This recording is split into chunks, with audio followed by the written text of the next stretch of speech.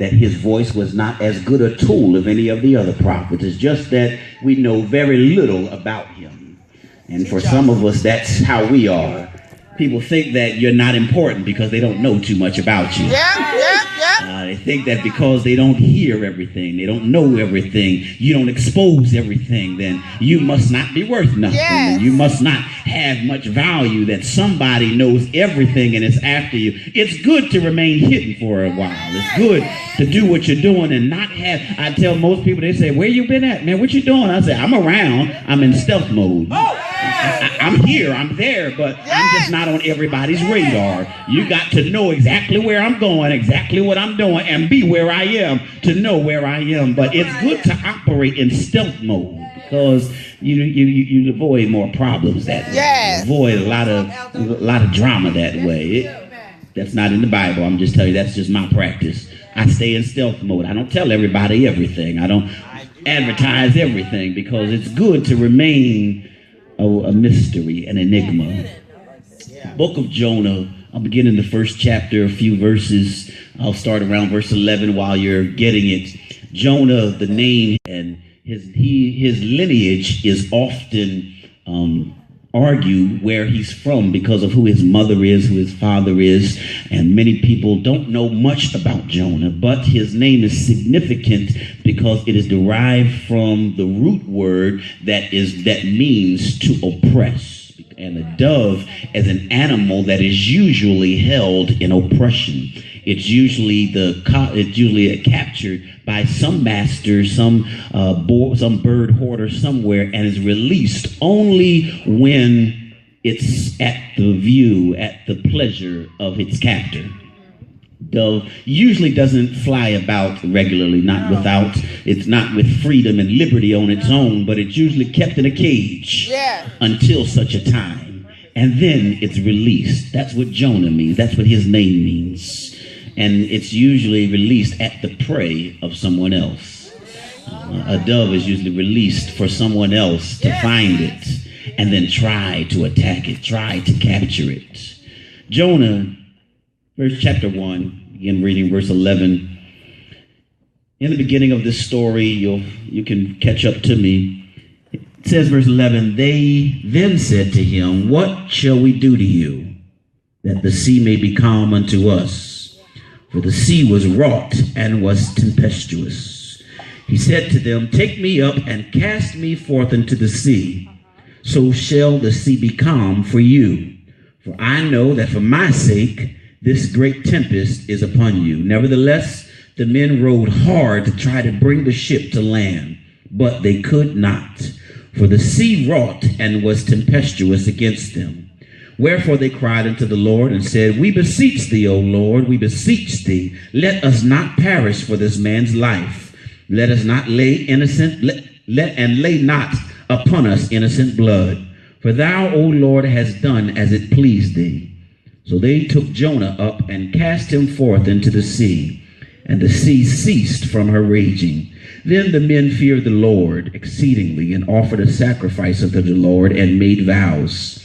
Now the Lord prepared a great fish to swallow up Jonah, and Jonah was in the belly of the fish 3 days and 3 nights. Skip over to chapter 2 at the very end, verse 10. It simply says, and the Lord spake unto the fish, and it vomited out Jonah upon the dry land. Consider with me for a few moments the theme, it's not you, it's me. It's not you, it's me. You may be seated. It's not you, it's me. As I started, we don't often find ourselves on the path that we intended to go on. The prophet Jonah was given a mandate, as prophets were, to go and speak what thus saith the Lord. And God was displeased with what Israel had now taken on, the attitude of arrogance in their place in God.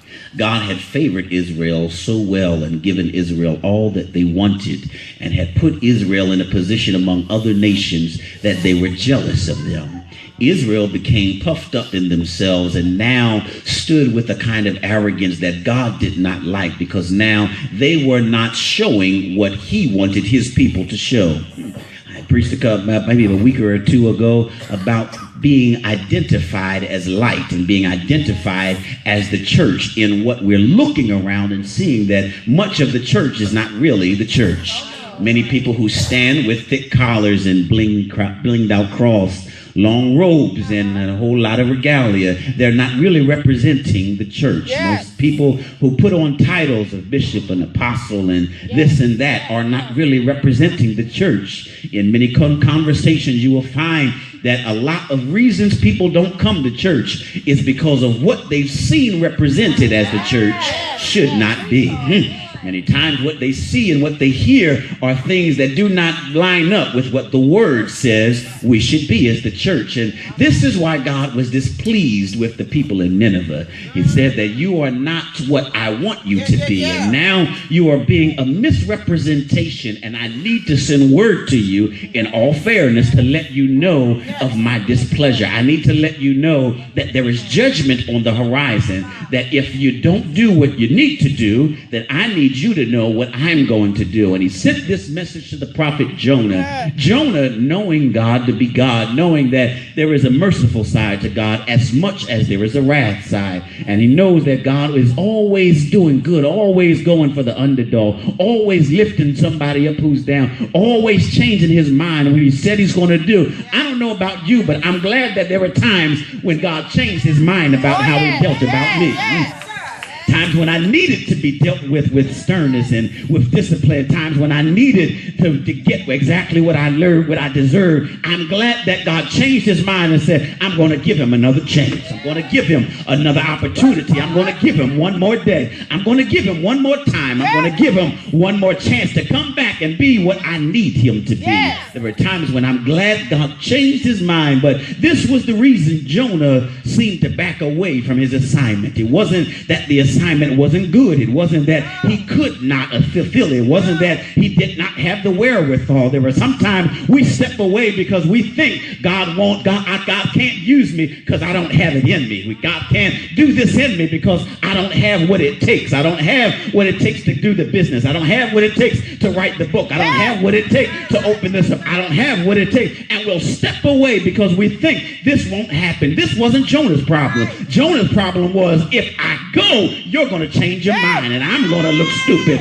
If I go, then you're going to give them mercy and I'm going to seem like I'm crazy. Have you ever been in the position that you did what you were supposed to do and things did not go how you said?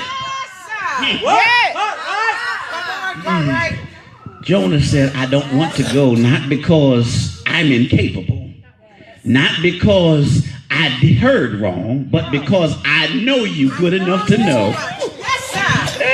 There are some people that you step back from and say, I know what you're showing me, but I know you better than this. I know what you're telling me, but I know you better than this. I know what you're telling others, but I know you're better than this. I know what you're doing now, but I know you better than this. Jonah said that you're saying you're going to give them wrath. You're saying you're going to persecute. You're saying you're going to give them judgment, but I know you're better than this.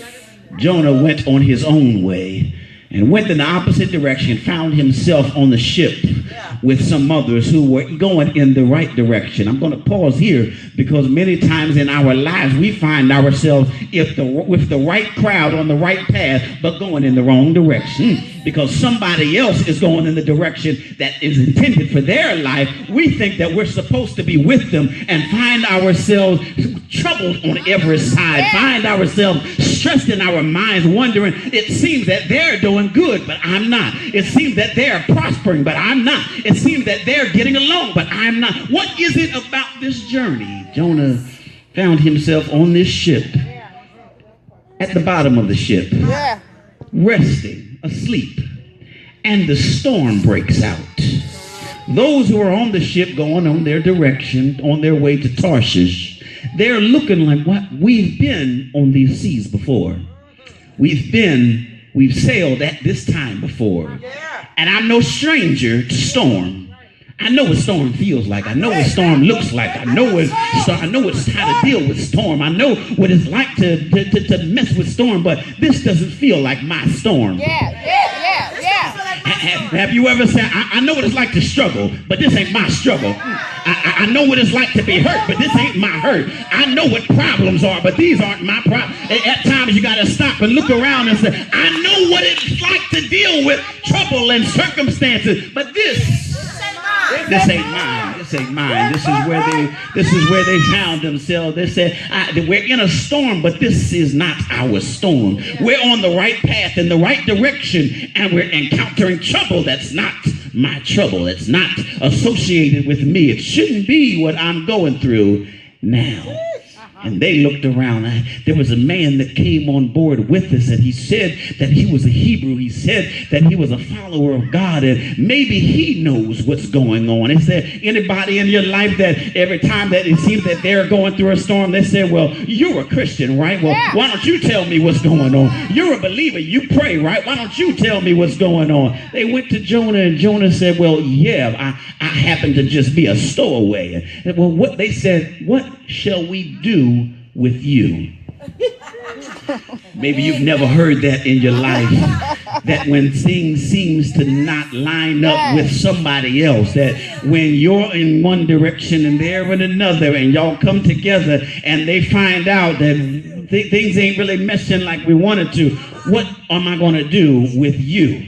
Because I'm not changing. I'm not moving. I'm not altering. So what are you going to do? This is where Jonah found himself, that now I'm in a position where it's you or me, where it seems that the storm won't stop and one of us has got to make a move. And there were times in my life, I can only testify about myself, where storms started raging, and it forced me to look around and say, is this me or is it you? Is it something I did or said, or is it you? Let me check the company I keep. Let me check my footsteps and find out. Maybe it's somewhere I've been. Maybe it's something I said. Maybe it's somebody I've been talking to. Maybe it's somebody I've connected to. But now somebody's got to make a move. Jonah said, why don't you just throw me overboard? I promise you there's probably not many in here, but there are times when just for the sake of salvaging a relationship, I'll sacrifice myself. I know it might not really be me, but just throw me over. I'll take the blame for this one. I'll take that out. You can just talk about me, about your friend. I know you're going to walk away. I know you're going to do this and that. But just take me and throw me overboard. Throw me under the bus. Let me be the one that takes the blame for this one. Jonah said, I'll take it. I'll lead this one. I'll lead this one. Blame it on me. Throw me overboard. They tried.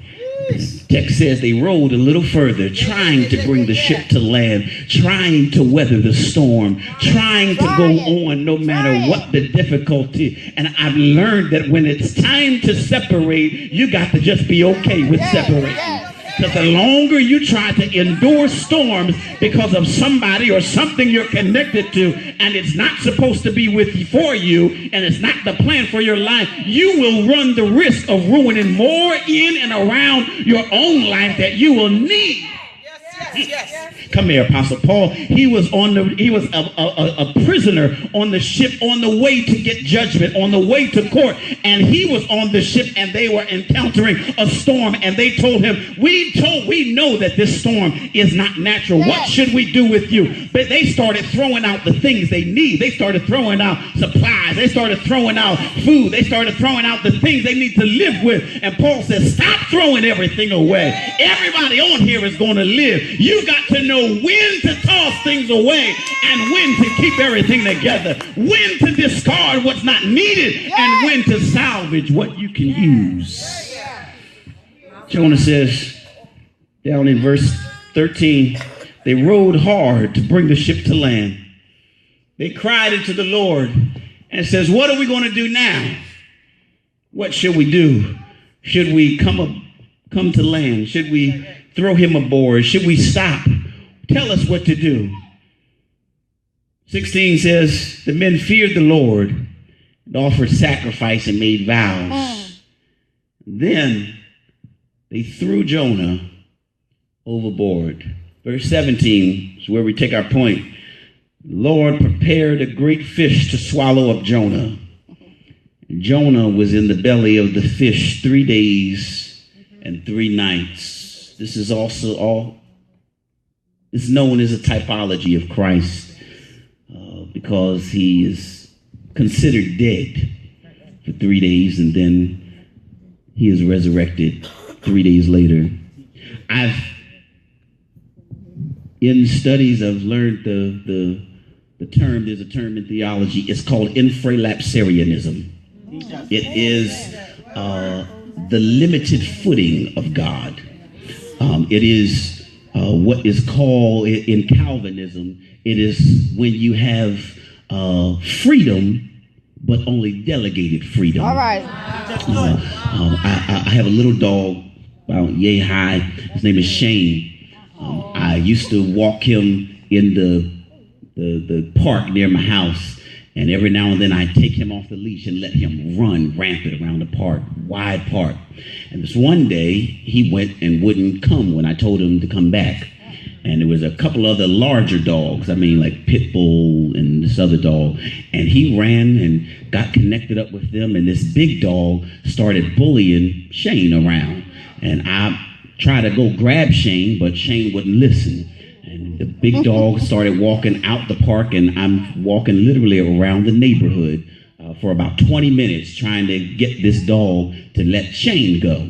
And Shane at some point kept trying to get away from the dog, but the big dog kept pushing him and making him follow him. And the big dog kept trying to, bully him and take him with him.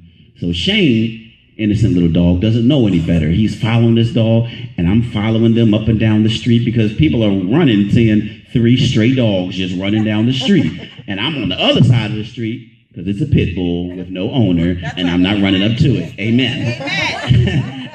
I'm on the other side of the street trying to call Shane softly, like, come on, and not get the big dog to come running over to me because it's not my dog, and it's a pit bull, and I'm smarter than that. I know that's right. Shane would not come, but I could tell he did not want to be with these dogs. So they walked by my block again. I'm still about a half a block behind them, following them. And I waited until the big dogs were grazing in some little lot, and I yelled, Shane, come on. And he ran back to my house, and I ran in the house, and he hopped up on the porch, ran in, and I slammed the door, and the big dogs ran up to the door. I learned my lesson. From then on, when I walk Shane, I keep him on the leash. And then whenever he wants to get off the leash, I let him go out in the yard, and I let him run with no leash in the yard. In the yard, he has freedom. But it's limited freedom. It's within a boundary that has been predetermined so that he doesn't put himself in danger. Right. Because if I let him out without my supervision, with the same freedom, he'll be in a position that he can't help himself. And that's what infralapsarianism, it's the limited footing and the limited allowance of God that you have free choice, but within certain boundaries. Maybe let me explain it to you in your life. There were times when you might have been in the club and you can do whatever you want, but the moment a fire breaks out, the moment somebody starts shooting, God gives you enough freedom that I'm going to protect you even in the face of danger. It might have been in a bar and a fight break out, and you look around and say, Lord, how did I get myself in this situation? And God, keep you protected that you not be a fatality or sleeping in the bed with the wrong person at the wrong time, and God be your protection. Yes, sir. And God be the one that makes sure you don't leave with nothing you ain't came with. That make sure you don't walk out and have something that you can't give back. That there is a limited footing that he gives us. A limited and a delegated freedom that I will allow you to make your own mistakes. I will allow you to walk your own path, but I'll make sure that at every point when you could hurt yourself, I'll be there to make sure I cover and protect you. Is there anybody that say there were times in my life that if it had not been for the Lord who was on my side, I don't know where I would be. I thought it was a bad relationship, but it was how God kept me from being with somebody else who would have been worse for me. I thought it was a job that didn't like me. I thought it was my employer and my boss that was trying to do me bad. But God knew that they were taking money out my check. He knew that I was being used beneath my means. There are times that God prepares things for us. Then when we think we're being thrown overboard, when we think we're not good enough, when we think that we're not valuable enough, God will say, I will cause a season of protection. And it might feel like isolation to you. It might feel like I'm pulling you back. It might feel like I'm pulling you from something else. It might feel like I'm not letting you flourish, but I still have a plan for you to get you where you need to be. And if it takes you having some hurt, if it takes you having some pain, if it takes you having some sleepless nights, I'm willing to give it to you. Yes, yes. It's not me. It's not My you. God. It's me. Many times we look around and try to blame things on other people and try to blame things. But the reality was God still had a plan for Jonah. And no matter what he tried to do, no matter how much he tried to align himself with things that were not good for him, the reality was they would not change. God had to bring change to Jonah. Yeah. Their situation would not change. God had to bring change to Jonah. Their environment would not change. God had to change Jonah's environment. And for many of us, when we're looking to be established in life and we're looking to on our road to purpose and to destiny, we're looking at ourselves thinking, I must be the problem. I must be the issue. But no. It's because God knows that where you are is not good for where I'm taking you. Yeah. What you're aligned with and connect with is not really where I have you to be. But what I will do is I will provide storms to get you on your way. I will provide storms that will bring you into my purpose. I will provide storms that will make people around you start to disconnect. I'll provide storms to show you who's really with you and who's against you. I'll provide storms to mess with your life, mess with your sanity, mess with your peace. Because those are the things, I'll say this, I'm not afraid of the age and the day we're living in with respect to our judicial system, with respect to the federal system, and with respect to the presidential office. I am not afraid because I believe, and I was shared this recently, I believe that in our quest for revival, we don't realize that the biblical precedent for revival is persecution. Before there is revival, there is usually a season of persecution. Yeah. And the season of persecution is to mature and to grow the need for God. And I believe that this nation as large has lost the need for God. Yes. We've lost the mandate to have God in our center and our forefront. And I believe that he is now orchestrating the need. We may have a Pharaoh that may have us in bondage for a while, but it will draw us back to him. We may have some troubled times and we may have to endure some situations and conditions that are not favorable, but it will draw us back to him. As a nation, I believe that the stage is being set for the final battle. I believe that he is saying, I'm going to show you who's really in charge, but I'm going to let who thinks they're in charge, I'm going to let them work, because when I need to come and when I do come, I'm going to come for those who need me. Yes. I'm trying to be smart about this. There are I can think of about 3 right now, biblical references that the people of God thought they did not need God. And God allowed his favored people, the Israelites, his children, that who he looked out for, he allowed them to come in bondage. He allowed them to be defeated. He allowed them, this is that limited freedom that God will allow things to happen along our path. He knows the path. He said, I know the way that you take, and I know I'm not surprised by what goes on in your life, but what I will do is I'll keep my eye on you. God will allow things to happen to those who he loves just to make sure when the time comes and you know that your source is not in the government. It's not in WIC.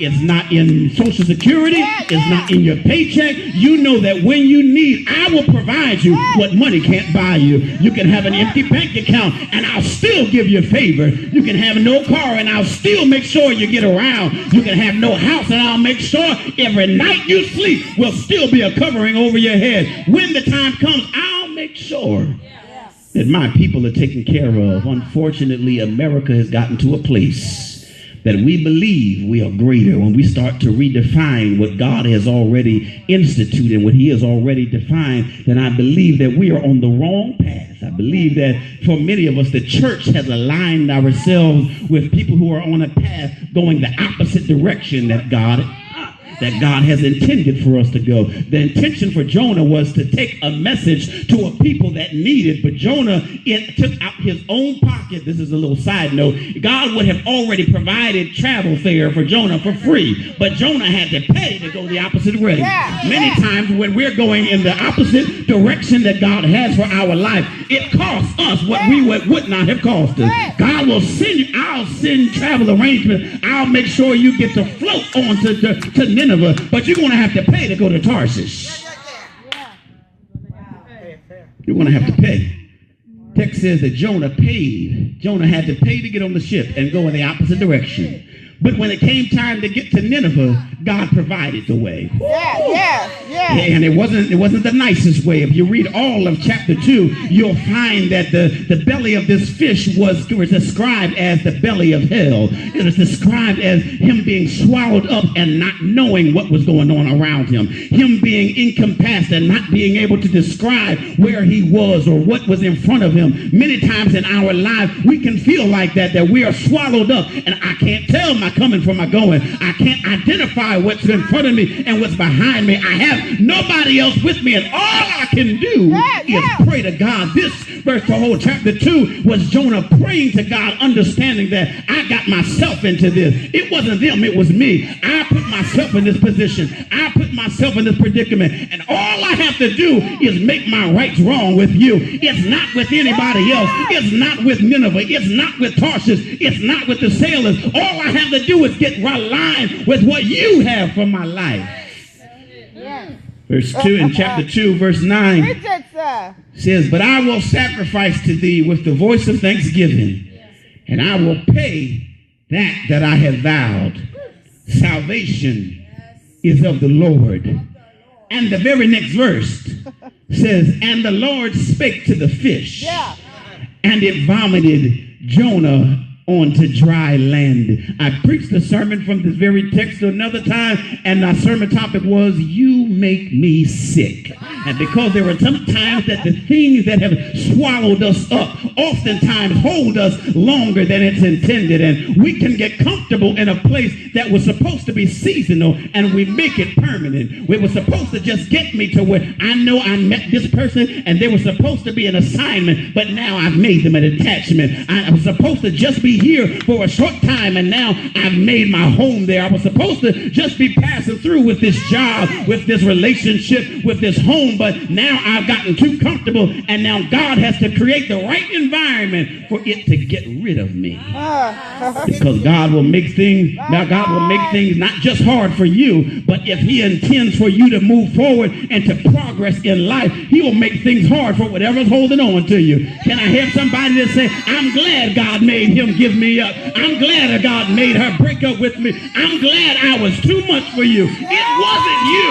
It was me. It wasn't that you couldn't handle me. It was that I was too strong. It was that there was more for me. It was that God had a greater purpose.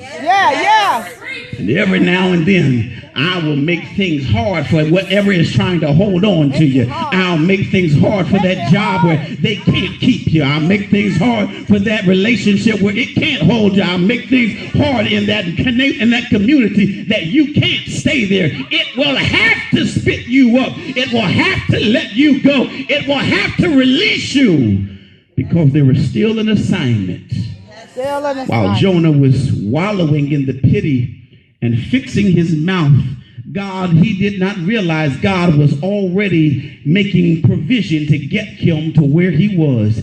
And the moment things seemed to change in Jonah's eyes was the moment that God opened the mouth of that fish. The moment he said, I know what I need to do, and I'll make sure that whatever it takes, my relationship with you will be on track. Was the moment God looked down and spoke to the fish. And when Jonah looked up, he was now not in a dark place, not in the belly of hell, but now was on dry land. Can you pause and remember a time where you looked up and said, I don't know how I got here. I don't know how the way was made. All I know is I looked around and what I was praying for had now already been manifested. What I prayed and fleeced the altar for, God has already made the way.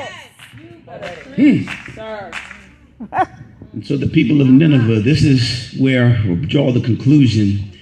They knew nothing about this. All they knew was the word came, but they didn't know the price it took to get the word there. They didn't know that there was storm, that there was isolation. They didn't know that there was a time of separation. They didn't know that Jonah had to sacrifice himself. They didn't know that there was a cost to get the word here. And many times we will sit and hear message after message, sermon after sermon, not realizing what it took to get the word to you. Not realizing the sacrifice it took to get the man of God to open his mouth, or how much fight it was behind the scenes, because you don't see the fight in front of you. You don't realize the price of that yes. You don't realize the cost of that of affirmation. You don't. When they know it's really valuable and they put it on there, even if it's within their care, they'll put a tracker on it just in case it gets detached, just in case there is a disconnection, that they can always find it and know where it is. And David said in the Psalms, he said, if I ascend into heaven, thou art there. If I make my bed in hell, thou art there. And if I take the wings of the morning and dwell in the uttermost parts of the sea, even there shall thy hand lead me. There is nowhere where God will not see his treasure and takes us on the path to where we need to be. Unfortunately, as I started off saying, that path doesn't look as clean as we intended. We think that the path should be like this. Clear. Obvious. Wide. Nothing, no obstruction. But oftentimes, it's like this, where you gotta huddle and you gotta move and you gotta get things out the way and you gotta struggle to this, and then you gotta stop and catch your breath and look back and wonder, am I going the right way? Because I would think if I was going the right way, then it wouldn't be this hard. All right. Maybe you thought that if once I give God my life and do what God says, then all will be well. It'll be peaches and cream. It'll be unicorns and dandelions. No ma'am, no sir. Sometimes saying yes to God means give me the trouble. Give me the affliction. Give me the storm. Yeah. Not that I'm afraid of it, but I know that the God I serve, many are the afflictions of the righteous. No, here's the prerequisite. You got to be righteous for there to be delivering of them all. Because there are many people that are suffering affliction, but they're not righteous. And they're looking, why am I still in this? Why am I still dealing with this? Why am I still fighting this battle? Why am I still enduring this storm? You've got to be righteous to be delivered. Many are the afflictions of the righteous, but the Lord delivers them. That them is connected to the righteous. Not everybody will be delivered. Woo. Lord help. And let me get out of here. I've often been confused to why God allows some things to happen to some people. And I've taken courage from the book of Daniel, where the Hebrew boys were put into the fiery furnace. And as I said before, people shout on that part where they see them in the furnace with the fourth. But I shout off about 3 verses after that, when Nebuchadnezzar said, I looked and saw them. Mm-hmm. He said, then I stepped back and I changed my decree. Yeah. That the nations now serve their God. And what we don't realize that God will allow us to go through things, not for us, because my view is not you. My view is the nations. I will use you so that you can be thrown, because the purpose was never to deliver you. The purpose was never to avoid the fiery furnace. The purpose was never to get you out of it. There were times when you could have, and I could have moved, but the purpose was to get you into the furnace. I'm in the furnace waiting for you, but you're scared to come down here. I'm down here in the furnace waiting for you, but you scared that people are going to laugh at you if you worship. You scared that people are going to laugh at you if you don't follow their God. You scared people are going to laugh at you if you take a stand. I want you to take a stand. I want you to be ostracized. I want you to be persecuted. Blessed are they who are persecuted for righteousness' sake, for theirs is the kingdom of heaven. Come on down here with pain. Come on down here in depression. Come on down here with disease. Come on down here in loneliness. I'm waiting on you. Yes. That is good. Because as they look at you, they'll see I deliver my own. Yes. Even in the furnace. I don't have to deliver you outside the furnace. I'm God enough that I can stand in the furnace and deliver you inside the furnace, because my problem has never been with you. It's with the nations. And if you realize that God will use us to influence nations. Said Jonah to Nineveh, not because Jonah needed to talk to one person, but he needed to talk to a nation. And if we understood the power of influence one person could have on a nation, we wouldn't be frowning at the presidency. If we understood the power that one person had on a nation, then we would understand that every step we take, every word we speak, every deed we make is being watched by somebody who's going to talk to somebody who knows somebody who is connected to somebody else. And while I might be looking at you, I know you are connected to a nation. While I might be sitting next to you, I know you have influence on a nation. While I might be in company with one person, I know one person represents a nation. Yes. When we conduct our lives as a stage before a nation, we operate and behave different. We make sure that every step I take has to be ordered. Every move I make has to be divine. God has to give me instructions. But the key is this: when he does, then I can't go back on. I cannot doubt him. I cannot doubt him. Now, the reality is we will doubt God. Yes. We do doubt God. Yes. And we've been taught historically that it's not good to doubt God, and you can't say that you doubt God, and you can't admit that you doubt God. The scripture says, Lord, I believe, but help thou my unbelief. Yes. There is always a degree that I know I trust you, but there's something about that might make me a little apprehensive. I need you to work on my apprehension. I need you to work on the part of me that is not willing to give that. I'll give 80% yes, but there's 20% of me just in case you change your mind. There's 20% that just in case I take this walk, just in case I start this business, just in case I commit myself, just in case I do what you told me to do. What if you change your mind? What if you change your mind? Holding on at 20%. That's what he's looking for. He's like, thanks for the 80, but I want what connects you to the 20. I want what connects you to that little bit. I want what connects you. I want the little part of you that is connected to something else. I want the part of you that has a backup plan. I want the part of you that has a back door. I want the part of you that has a loophole. I want the part of you that has a safety net. I want the part of you that will not trust me. Yes, sir.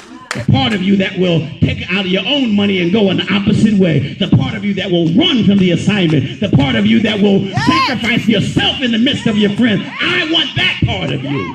Work here. This is what he's asking for. We have to see in ourselves that God values and sends us on assignment and has purpose and destiny. And as he does, we have to be fully committed to our yes.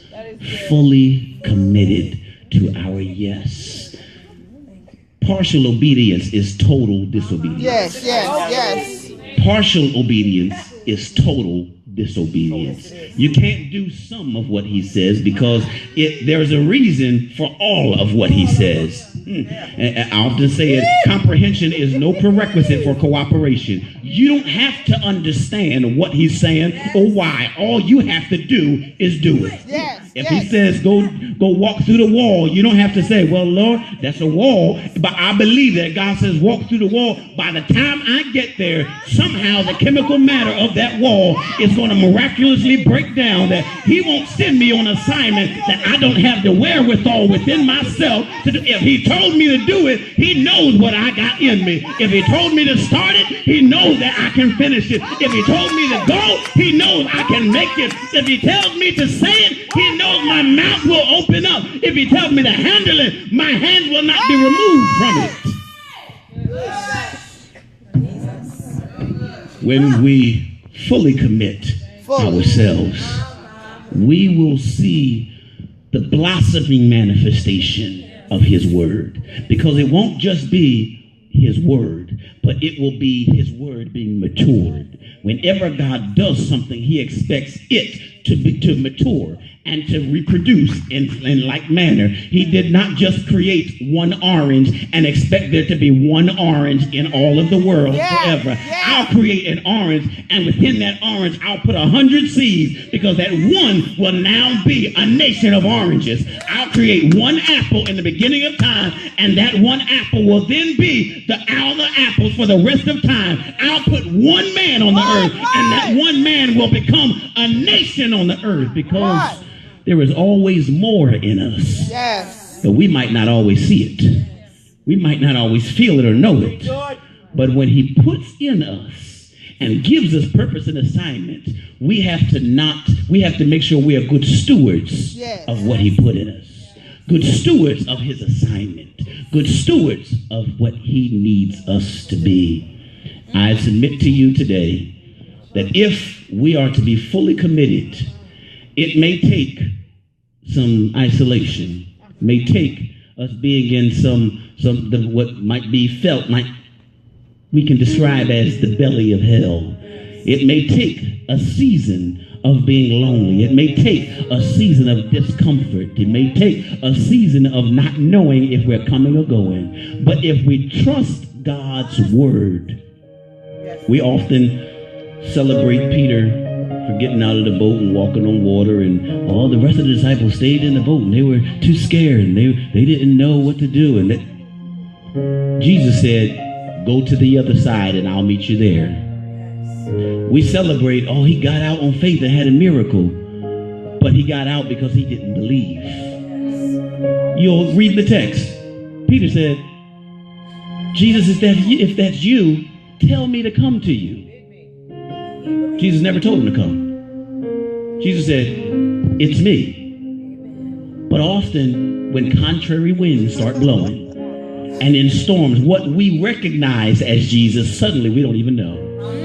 What we knew as the voice of God, suddenly we need confirmation. What we heard before we left and set out on our journey, now we need somebody else. Jesus said, I know there was going to be a storm. I knew you were going to encounter it, but I still said, I will meet you on the other side.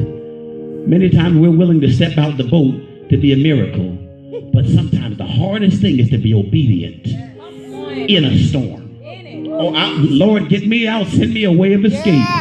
Lord, give me the strength to be obedient in the storm.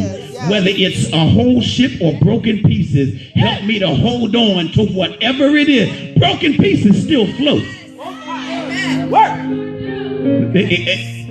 The same wood that holds the whole boat will float on water by itself. And if all I have is a broken piece of a promise, I know that your promises are yea and amen. You will never set your word that will not come back to you. Your word will never drop to the ground and will never not come to fruition. Whatever he says for my life, whatever he says for your life, I dare you to be fully committed to. I dare you to take it as is. I dare you to live on what he's said. Nations are waiting. Yeah. Nations are waiting.